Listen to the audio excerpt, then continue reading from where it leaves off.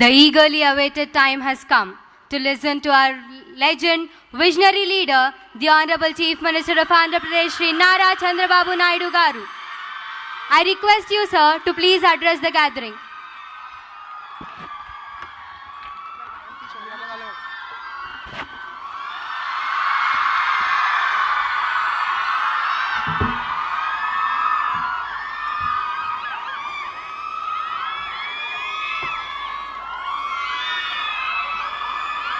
Good.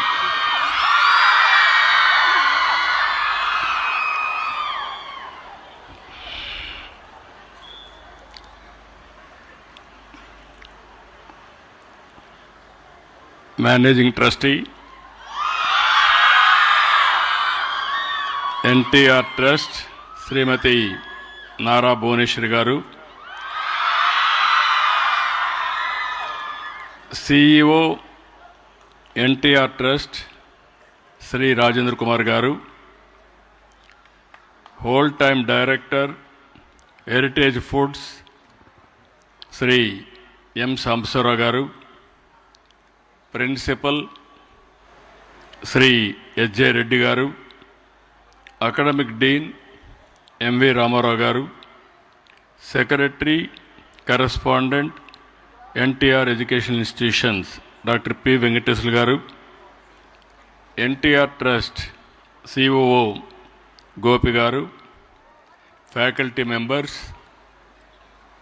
Parents అందరికంటే చాలా చేర్ఫుల్గా చాలా ఉత్సాహంగా ఉన్నటువంటి my dear students,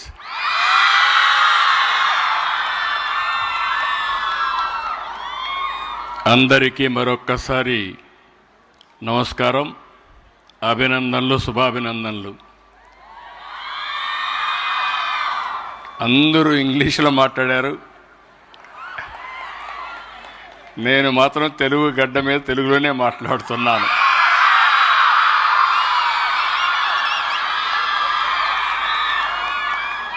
NTR education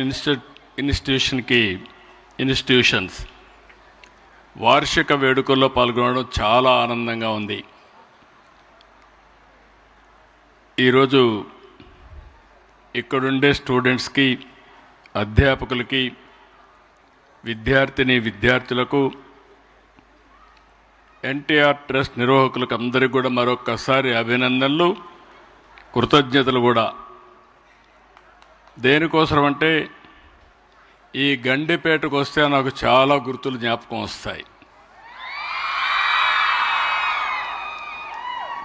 ఎందుకు నేను ఈ మాట వాడుతున్నానంటే, ఈ గండిపేట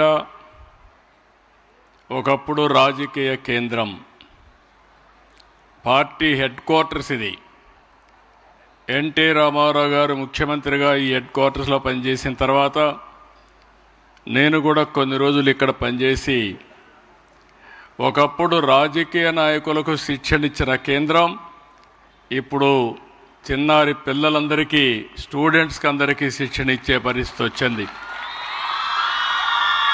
ఆ రోజు పాలసీ మేకర్స్, పబ్లిక్ రిప్రజెంటేటివ్స్, భావితరాల కోసం నాయకత్వాన్ని ఈ ప్రాంతంలో తయారు చేశాం. ఇక్కడ చాలా ట్రైనింగ్ ప్రోగ్రాంలు పెట్టాం. ఇప్పుడు మీరు చదువుకునే ఈ క్లాస్ రూమ్లన్నీ ఆ రోజు రాజకీయ నాయకులకు శిక్షణ తరగతులు ఇవన్నీ. అలాంటి ప్రదేశంలో మీరు చూస్తే మొట్టమొదటిసారిగా 1997 ఫిబ్రవరి 15 ఎన్టీఆర్ మెమోరియల్ ట్రస్టు ఏర్పాటు చేశాం.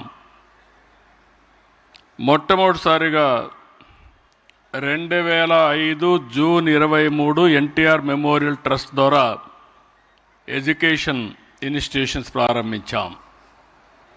ఒక్కోసారి అవసరం, ముందు ట్రస్ట్ పెట్టాం. ఆ ట్రస్ట్ తర్వాత 2005లో చాలామంది పిల్లలు కొన్ని కారణాల వల్ల, ఫ్యాక్షన్స్లో కొంతమంది పిల్లలు చనిపోయేవాళ్ళు, కొంతమంది రోడ్ యాక్సిడెంట్లో చనిపోయేవాళ్ళు, కొంతమంది తీవ్రవాదుల వల్ల చనిపోయేవాళ్ళు.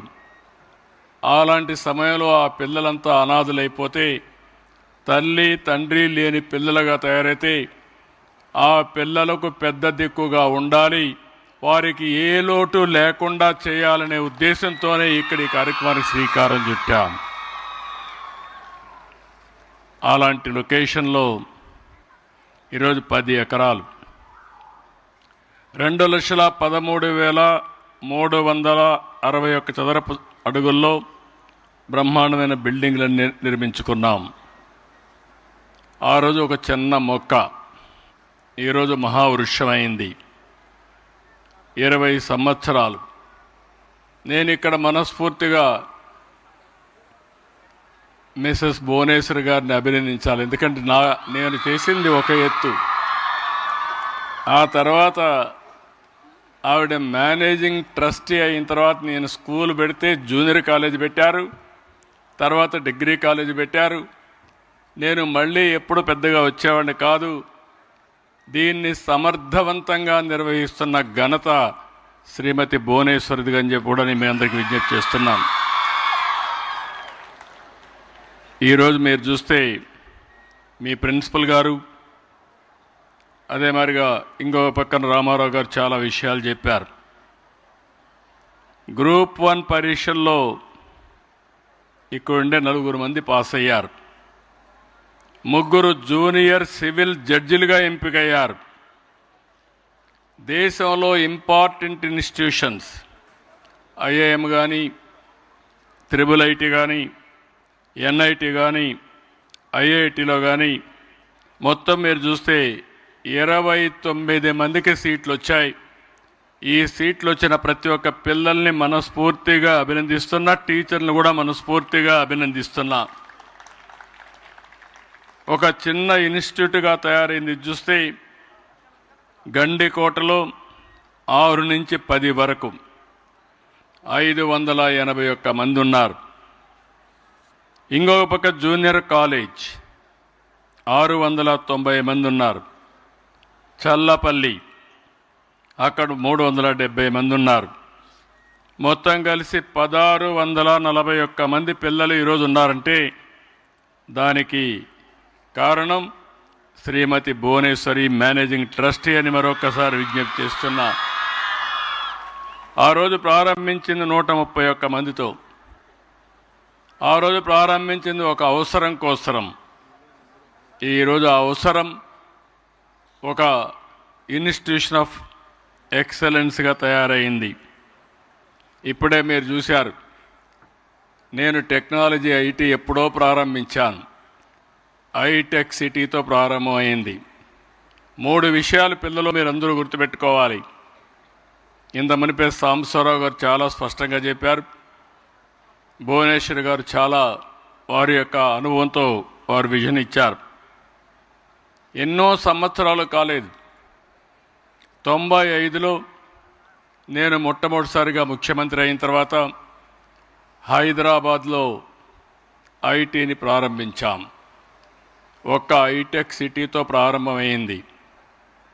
ఒక ఇంజనీరింగ్ కాలేజీతో ప్రారంభమై 9 ఏళ్లలో 300 ఇంజనీరింగ్ కాలేజీలు వచ్చాయి. ఆ రోజు చదువుకోవాలంటే కాలేజీలు లేని ప్లేస్ నుంచి చదువుకోవాలంటే ఎక్కడికి పోయే పని లేకుండా ప్రపంచంలో ఎవరు చదువుకోవాలన్నా హైదరాబాద్కు వచ్చే పరిస్థితికి వచ్చిందంటే అది ఆ రోజు చూపించిన చొరవ. ఇంకో పక్క ఇప్పుడే మన వాళ్ళు మాట్లాడినప్పుడు ఒక విషయం చెప్పారు. ఇవన్నీ చూసినప్పుడు కొన్ని జ్ఞాపకం వస్తాయి. నేను ఎప్పుడు కూడా ఒకటే ఆలోచించాను, రాజకీయాల్లో ఉండే మేము నీతి నిజాయితీగా ఉండాలి.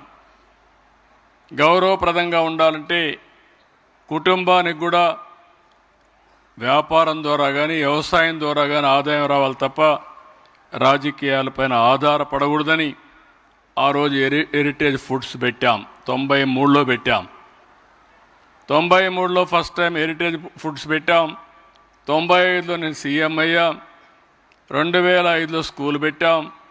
97లో ఎన్టీఆర్ మెమోరియల్ ట్రస్ట్ పెట్టాం. కానీ నేను 2 ఏళ్లలోనే ఆ రోజు మీరు అందరూ గుర్తుపెట్టుకోవాలి, పిల్లలకు ఒక విజన్ ఉండాలి. నేను చిన్నప్పుడు కాలేజీలో చదువుకునేటప్పుడు నాకు ఒక ఆలోచన వచ్చేది ఏం కావాలి అని. చాలామంది ఐఏఎస్ చేయమన్నారు.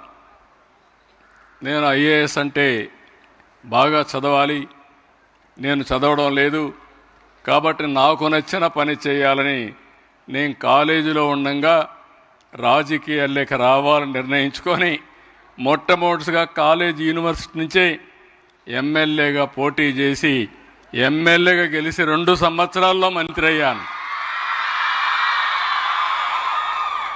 అక్కడి నుంచి చరిత్ర అంతా కూడా మీ అందరికీ తెలుసు. ఇప్పుడు 4వసారి ముఖ్యమంత్రిగా ఉన్నా. ఎన్నిసార్లు ముఖ్యమంత్రిగా ఉన్నామనే దానికంటే నేను ముఖ్యమంత్రిగా ఉన్నప్పుడు ఏం జరిగిందనేది చాలా ముఖ్యం, ఏం చేశావనేది చాలా ముఖ్యం. అందుకే ఈరోజు మిమ్మల్ని అందరినీ కోరేది, ఇక్కడే భువనేశ్వర్ గారిని చూస్తే మీకు స్ఫూర్తినివ్వాలని ఆవిడ విషయం కూడా ఒక్క నిమిషం మీకు చెప్తున్నా. ఆవిడ ఒక హౌస్ వైఫ్. నేను పెళ్లి చేసుకున్న తర్వాత మొదట్లో నేను మామూలుగా రాజకీయం చేశాను, తర్వాత బిజినెస్కి వచ్చాను. నేను 2 ఏళ్లలో ఫైనాన్స్ అండ్ రెవెన్యూ మినిస్టర్ అయ్యాను. అప్పుడు లోకేష్ చిన్న అబ్బాయి, 10-11 సంవత్సరాలు. అప్పుడు ఆవిడని అడిగాను హెరిటేజ్కి పోమని. నేను పోలేను, నాకు అనుభవం లేదు, నేను పోనని చెప్పి కొంత అయిష్టంగా ఒప్పుకున్నారు. ఆ తర్వాత హెరిటేజ్కి మీరు చూస్తే నేను ఎప్పుడూ పట్టించుకోలేదు. సమర్థవంతంగా పనిచేసి హెరిటేజ్ వ్యవస్థని, ఆ కంపెనీని బ్రహ్మాండంగా నడిపించిన వ్యక్తి భువనేశ్వరి గారు. అంటే ఓసారి పట్టుదల ఎట్లొస్తుందనే దానికి ఇది ఒక ఎగ్జాంపుల్ మాత్రం. ఇప్పుడు నేను పేపర్లో చూసి చెప్తున్నా, ఆవిడ ట్యాబ్లో చూసి ఉపన్యాసం ఇస్తూ ఉంది. నేను టెక్నాలజీ గురించి మాట్లాడుతున్నా, ఆవిడ టెక్నాలజీ వాడుతూ ఉంది.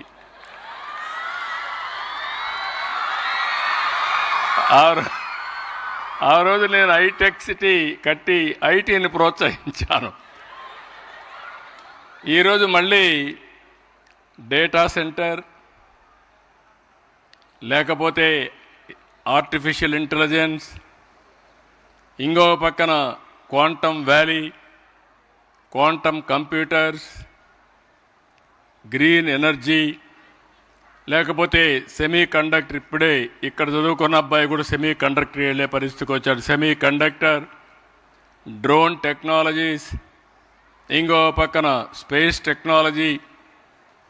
ప్రపంచంలో ఏవైతే టెక్నాలజీస్ ఉన్నాయో అవన్నిటికీ చిరునామాగా ఆంధ్రప్రదేశ్ని తయారు చేయాలని నెక్స్ట్ జనరేషన్ టెక్నాలజీకి వెళ్ళాను. నేనైతే అవన్నీ ప్రజల కోసం చేస్తున్నాను, కానీ భువనేశ్వర్ గారు మాత్రం చాలా సమర్థవంతంగా సింపుల్గా పేపర్లు లేకుండా ట్యాప్ తీసుకొచ్చి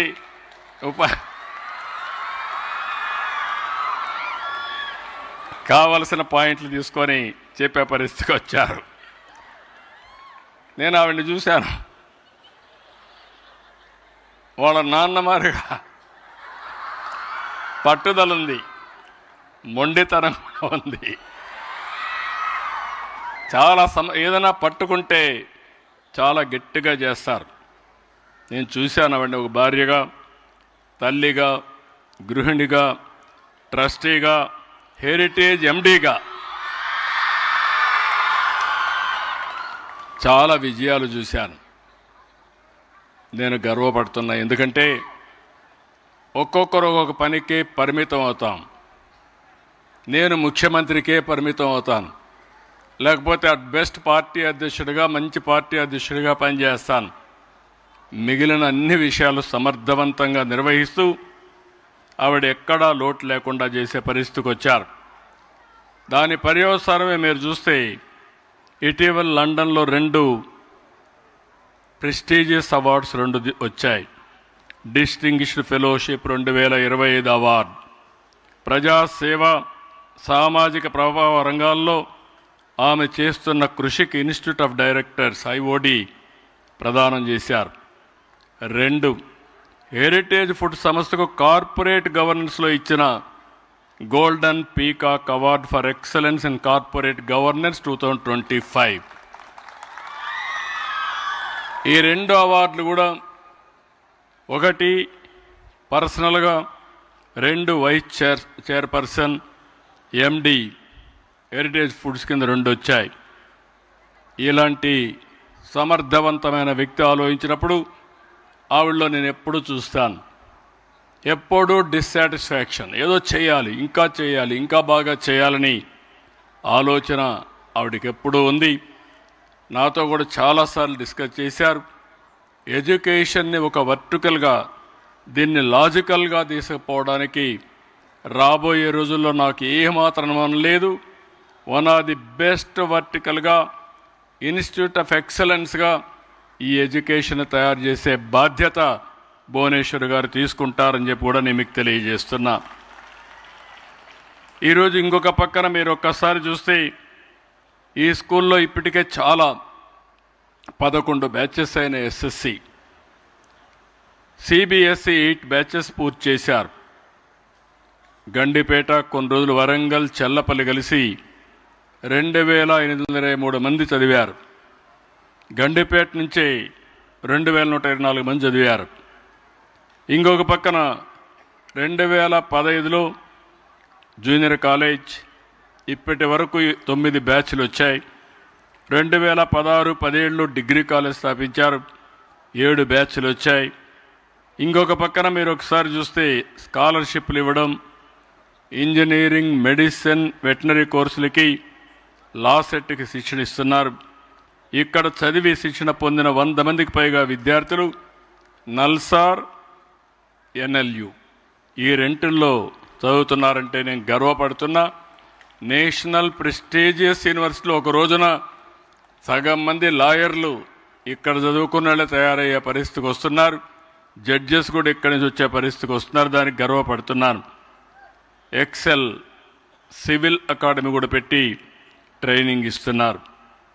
ఇవన్నీ చూసినప్పుడు మాకెప్పుడు జ్ఞాపకం ఉంటుంది, ఎన్టీ రామారావు గారు సమాజంలో సమానత్వం కోసం, విద్య, సామాజిక న్యాయం ఇవన్నిటి కోసం పోరాడిన వ్యక్తి. అందుకే నేను ఈ ట్రస్ట్ పెట్టినప్పుడు కూడా ఒక పక్క రాజకీయం చేస్తున్నాం, ఇంకొక పక్క మీరు చూస్తే దేశంలో ఏ రాజకీయ పార్టీ కూడా ఒక ట్రస్ట్ పెట్టి పిల్లలకు చదువు చెప్పించిన దాఖలాలు లేవు. అలాంటి పిల్లలకు చదువు చెప్పించిన ఏకైక పార్టీ, ఏకైక వ్యవస్థ ఎన్టీఆర్ మెమోరియల్ ట్రస్ట్ అని కూడా మీకు తెలియజేస్తున్నా. ఇదే కాదు, సేవాభావంతో అనేక రకమైన ఆరోగ్య సేవలు, 4 బ్లడ్ సెంటర్స్ పెట్టి 5 లక్షల యూనిట్ల రక్తాన్ని సేకరించి 10 లక్షల మందికి రక్తదానం ఎన్టీఆర్ మెమోరియల్ ట్రస్ట్ చేశారు. భువనేశ్వర్ గారు ఆధ్వర్యంలో చేశారు. ఇంకో పక్క తలసేమియా బాధితులకు, చిన్నారులకి 273 మందికి ఉచిత రక్త మార్పిడి చేయడమే కాకుండా దీనికోసం ఒక ర్యాలీ కూడా పెట్టి సంఘీభావాన్ని తెలియజేసే పరిస్థితికి వచ్చారు. సంజీవిని క్లినిక్ ద్వారా 22 లక్షల మందికి 23 కోట్ల రూపాయలు డబ్బులు ఖర్చు పెట్టి క్యాంపులు పెట్టి ఆరోగ్య సేవలు అందించారు. న్యూట్రిఫుల్ యాప్తో 7 లక్షల మంది ఆరోగ్యానికి, ప్రివెంటివ్ హెల్త్ కోసం కృషి చేశారు. కోవిడ్ సమయంలో 3 ఆక్సిజన్ ప్లాంట్లు ఏర్పాటు చేసి 1 కోటి రూపాయలు ఆర్థిక సహాయం కూడా చేశారు.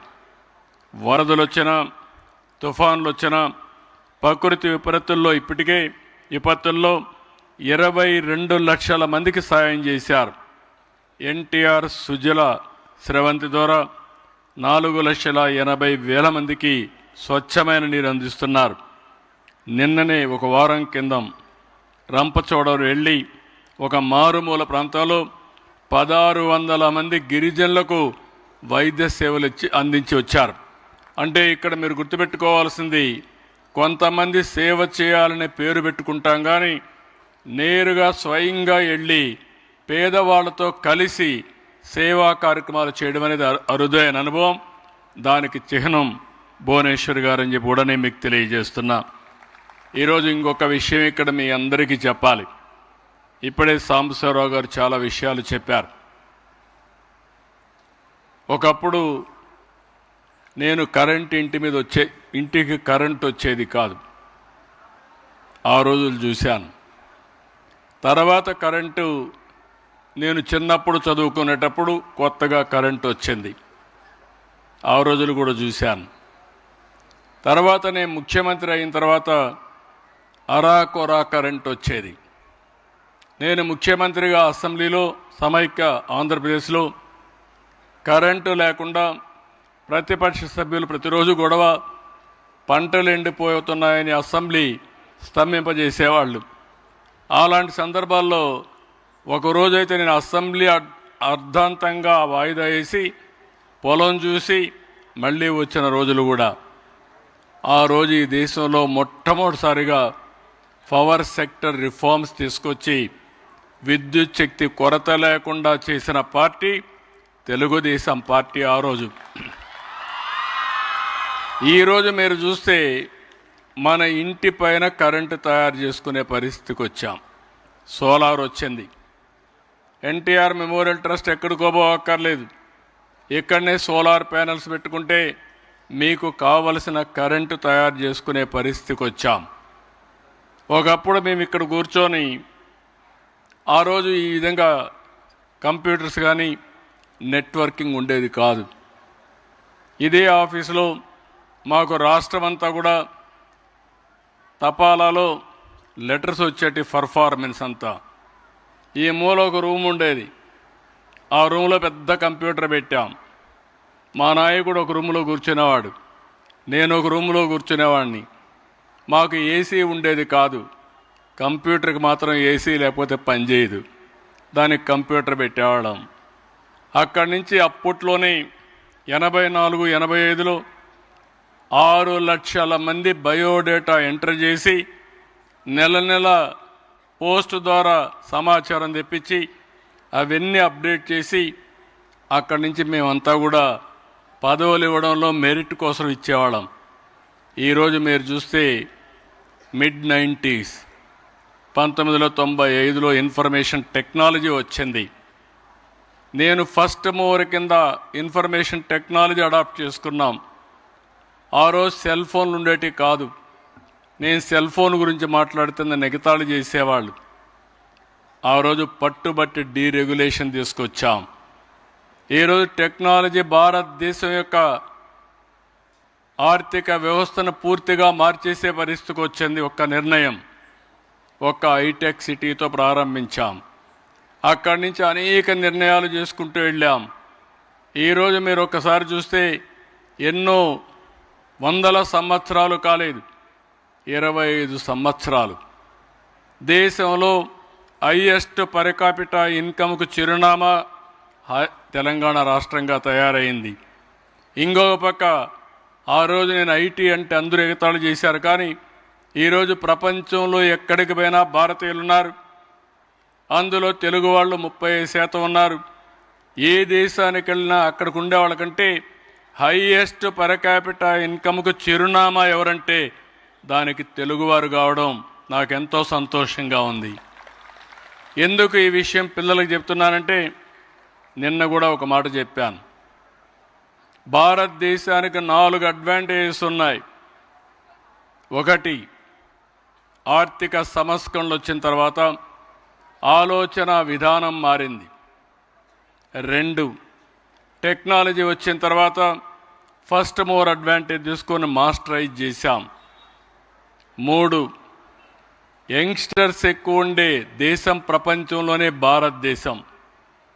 4, ఒక సుస్థిరమైన ప్రభుత్వం ఉండే దేశం భారతదేశం. ఈ 4 మనకు అనుకూలంగా ఉన్నప్పుడు మీరందరూ గుర్తుపెట్టుకోవాల్సింది, మనకు ట్రెడిషనల్ వాల్యూస్ ఉన్నాయి. ప్రపంచంలో ఏ దేశంలో కూడా ఇన్ని మంచి విలువలుండే దేశం ఏదీ లేదు. ఈరోజు మీరు ఇక్కడ చూశారు బ్యూటిఫుల్గా. ఒకప్పుడు మేము ఏదైనా యాన్యువల్ డే పెట్టాలంటే ఒక డయాస్ వేసి ఆ డయాస్ మీద ఇలాంటి సాంస్కృతిక కార్యక్రమాలు నడిపేవాళ్ళం.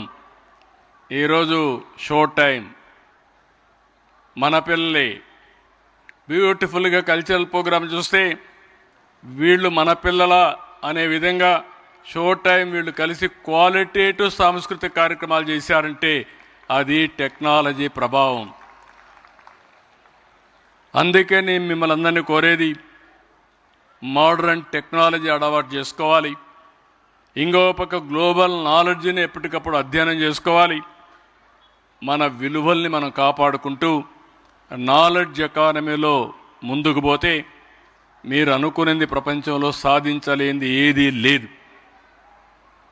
మీకు ఒక ఇది ఉండాలి. స్టూడెంట్స్కి అందరికీ చెప్తున్నా, మీకంటూ ఒక గోల్ సెట్ చేసుకోవాలి.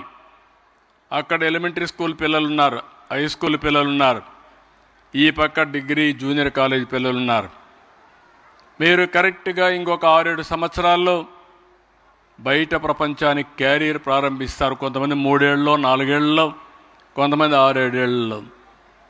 ఇక్కడిచ్చే విద్య ఒక యాంగిల్, ప్రపంచంలో ఉండే నాలెడ్జ్ అంతా కూడా మీకు అందుబాటులోకి వచ్చే పరిస్థితికి వచ్చింది. మీకు ఏ కోర్సు కావాలన్నా చేసే పరిస్థితికి వస్తున్నారు. ఈరోజు ఇంకొక విషయం కూడా మీరు గుర్తుపెట్టుకోవాలి. భవిష్యత్తులో కొన్ని యూనివర్సిటీస్ కానీ, గవర్నమెంట్స్ కానీ, యూజీసీ కానీ అందరూ కలిసి కొన్ని వందల సబ్జెక్ట్స్ని ఆన్లైన్ కోర్సెస్గా పెట్టి ఓసారి ఆ యూనివర్సిటీ ఆధారంగా ఏ డిగ్రీ కావాలన్నా డిగ్రీ ఇచ్చే పరిస్థితి వస్తున్నారు. అంటే ఆన్లైన్, ఆఫ్లైన్. అవసరమైతే కొన్ని అడిషనల్ కోర్సెస్ మీరు చేస్తే మామూలుగా చేతి వృత్తి చేసుకునే ప్రతి ఒక్కరికి కూడా పిహెచ్డి డిగ్రీ వచ్చే పరిస్థితికి వస్తూ ఉంది. అంటే లెర్నింగ్ అనేది క్లాస్ రూమ్లో చదువుకోవడమే లెర్నింగ్ కాదు. ఎక్కడున్నా నేర్చుకోగలిగితే, దాన్ని ఏ విధంగా ఛానలైజ్ చేయాలని చేయగలిగితే డిగ్రీస్ రావడమే కాకుండా దానికి తగిన విధంగా మీకు ఉద్యోగ అవకాశాలు కానీ, క్యారియర్ కానీ వచ్చే పరిస్థితి వస్తుంది. ఈ విషయం పిల్లలందరూ గుర్తుపెట్టుకోవాల్సిన అవసరం ఉంది. పేదరికాన్ని జయించాలంటే ఒక విలువైన ఆయుధం చదువు. ఇదొకటే మార్గం. ఇది కానీ మనం కానీ కరెక్ట్గా చేస్తే సంపద ఆటోమేటిక్గా సృష్టించే పరిస్థితి వస్తుంది. ఈ విషయాలను మీరు గుర్తుపెట్టుకొని, అందుకే ఈరోజు తెలుగుదేశం పార్టీ కార్యకర్తలందరూ కూడా ఓసారి పార్టీ కోసం త్యాగం చేస్తారు.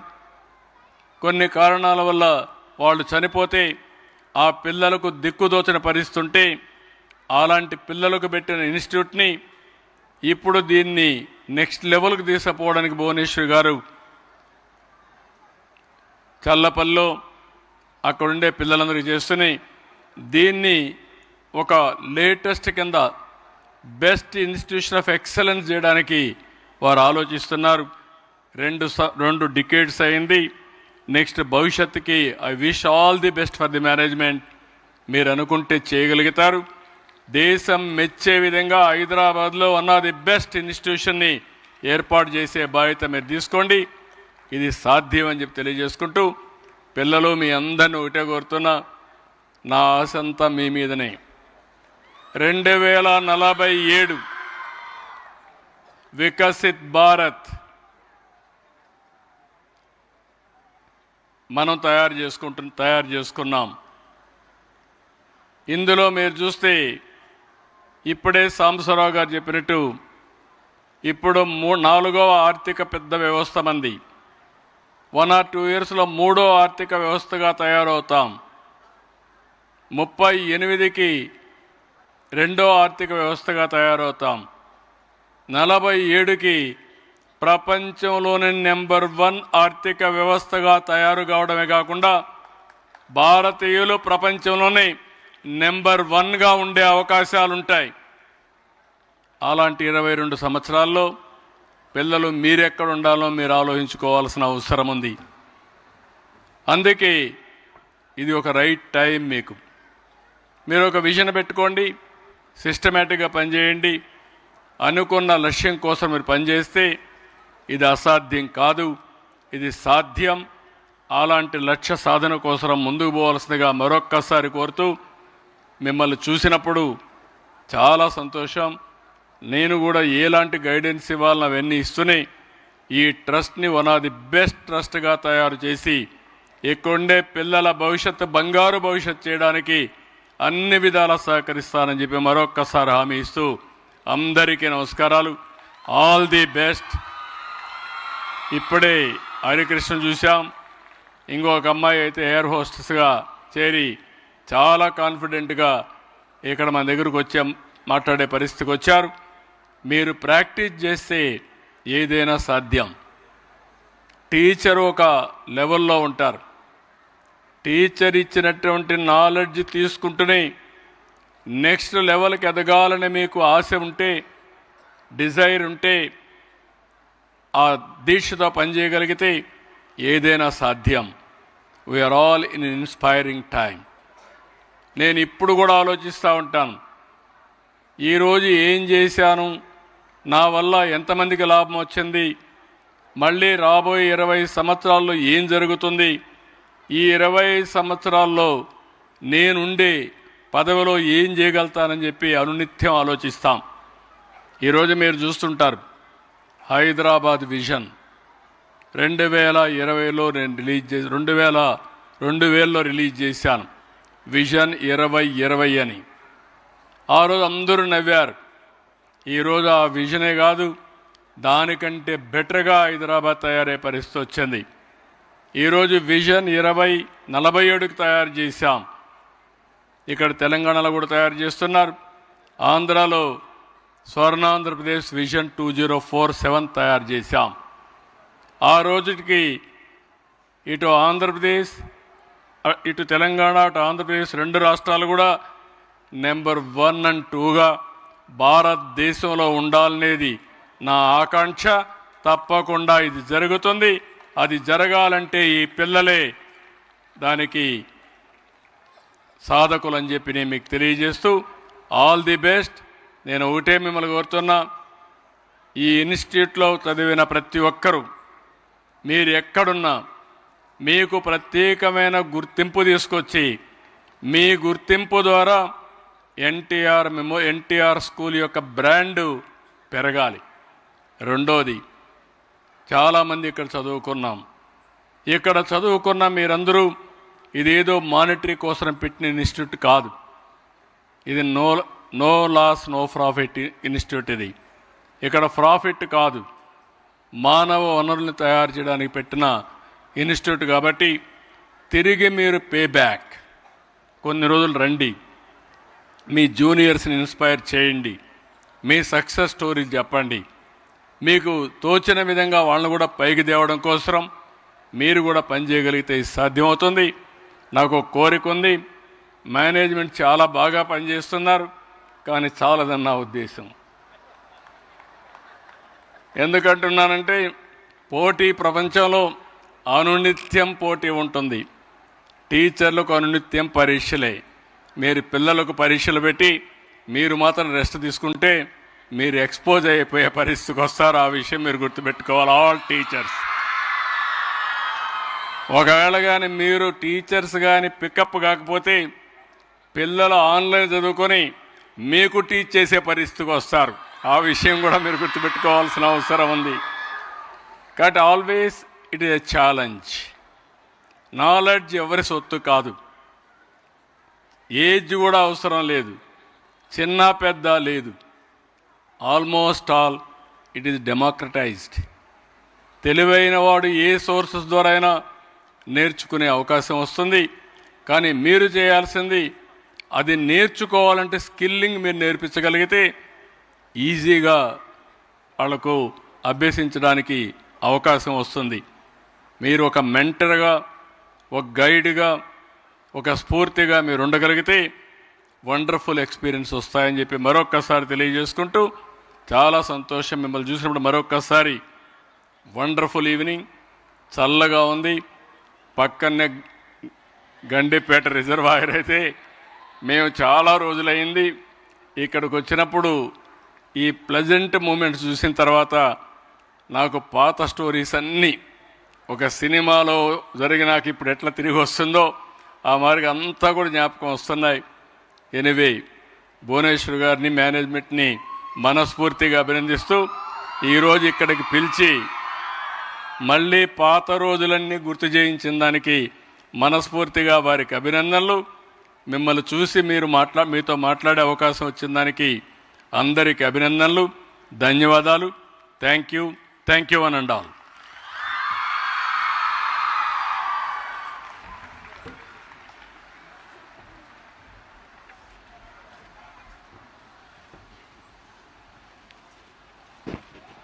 All the school staff, college staff, NCC, both school and college teams,